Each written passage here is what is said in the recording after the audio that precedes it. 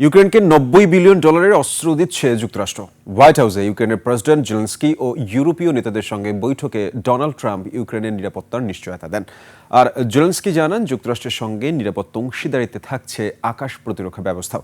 তবে অস্ত্র ক্রয় শান্তি বয়ে আনবে না বলে মনে করছেন আন্তর্জাতিক রাজনৈতিক বিশ্লেষকরা, বরং ট্রাম্পের নিরাপত্তা প্রস্তাব পরিস্থিতি জটিল করে তুলতে পারে। বিস্তারিত আফসানা নীলার ডেস্ক রিপোর্টে। ওয়ালটন এখন দেশের সীমানা পেরিয়ে পৌঁছে গিয়েছে 50টিরও বেশি দেশে। ওয়ালটন, ঘরে ঘরে বিশ্বজুড়ে। রাশিয়া ইউক্রেন যুদ্ধ বন্ধে প্রধান ইস্যু ইউক্রেনের নিরাপত্তা। তাই নিরাপত্তা নিশ্চিতে এবার ইউক্রেনের কাছে অস্ত্র বিক্রি করতে যাচ্ছে যুক্তরাষ্ট্র। ইউক্রেনের প্রেসিডেন্ট ভলোদিমির জেলেনস্কির সাথে আলোচনায় চুক্তির প্রস্তাব দেন ট্রাম্প, যাতে রাজি হন জেলেনস্কি। যুক্তরাষ্ট্রের প্রস্তাবিত চুক্তি অনুযায়ী $90 বিলিয়ন অর্থমূল্যের অস্ত্র পাবে Ukraine.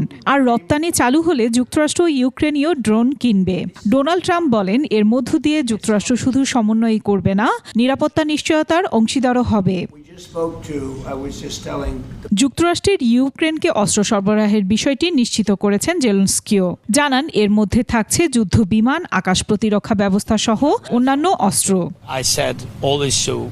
Ukraine will never stop on the way to peace, and we are ready for any kind of formats.